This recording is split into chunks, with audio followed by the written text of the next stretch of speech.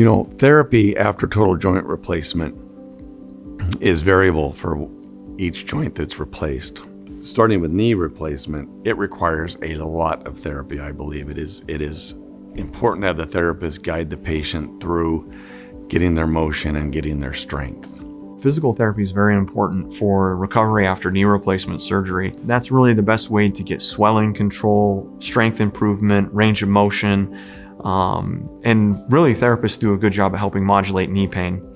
With hip replacement surgery, it doesn't have to be necessary. Some people do benefit from physical therapy after hip replacement, but not everyone does. The vast majority of the hip replacements I do never see a physical therapist because they don't need to. Shoulders are middle ground. Early on, we focus on regaining motion. The shoulder has more motion than any other joint in the body. I mean, its cone of motion to go all around you is incredible. And we strive to maximize range of motion after a shoulder surgery.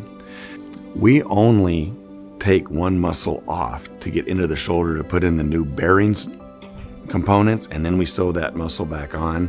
There are 16 other muscles around the shoulder that we have not altered, and so patients have an opportunity to try to stretch those muscles again. So for the first 6 weeks or so, depending on surgeon preference, we emphasize gaining range of motion in every plane. We need to have the bone grow into the parts, the component parts.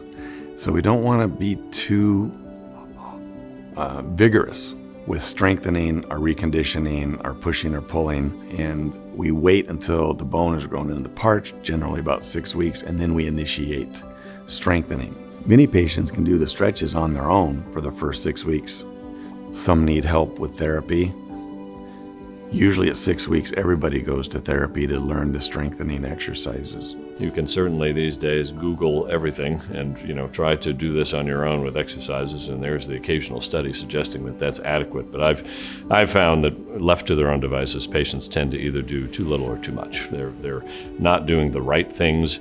They develop muscle imbalances or stiffness that then leave them unsatisfied with the final outcome, or, as is typical of most of us, they're too much too soon. They're just not really knowing what's too much. They overdo it, and then they have a sore knee that they're not thrilled with.